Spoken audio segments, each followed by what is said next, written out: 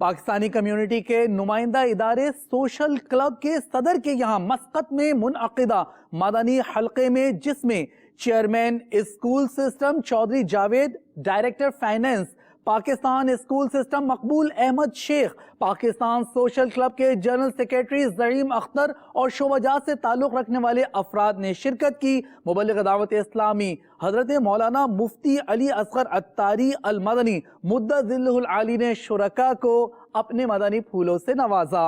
آپ علیہ السلام کھانا کھاتے الحمدللہ الذی اطعمنا، تمام تعریفیں اس کی جس نے ہمیں کھلایا۔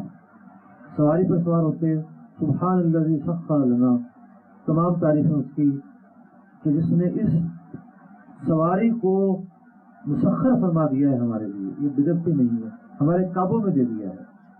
کس سے الفاظ کا چناؤ کیا ہے کہ سواری کی حقیقت ہی یہ ہے کہ جو آپ کے قابو میں ہے، جہاز ہو یا بحری جہاز ہو یا کوئی اور چیز ہو، وہ مسخر کر دی گئی ہے انسان کے ہاتھوں میں۔ آپ علیہ السلام کا یہ معمول رہا کہ جب بھی کسی نعمت کا موقع آتا تو آپ علیہ السلام حمد ضرور پڑھتے، اللہ تبارک و تعالیٰ کی ثنا ضرور کرتے۔ تو جب کوئی بندہ کسی موقع پر یعنی نعمت کے ملنے کے موقع پر اللہ تبارک و تعالیٰ کی حمد و ثنا کرتا ہے تو پھر اس کے دل میں تکبر داخل نہیں ہوتا۔ سب سے پہلے اللہ تعالیٰ کی حمد و ثنا کہ اللہ تعالیٰ کا شکر ہے جس نے مجھے نعمت عطا کی ہے۔ تو یہ ایک مسلمان کا طرز عمل ہونا چاہیے۔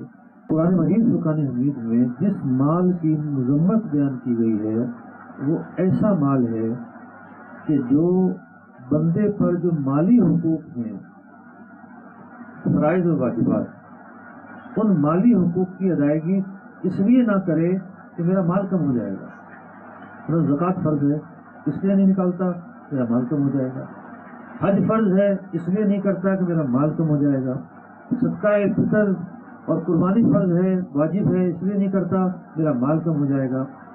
یہ وہ موقع ہے قرآن پاک نے جس مال کی مذمت بیان کی ہے۔ دوسرا وہ موقع کہ انسان اپنے مال کی وجہ سے گھمنڈ کا شکار ہو جائے، تکبر کا شکار ہو جائے۔ تیری سنتوں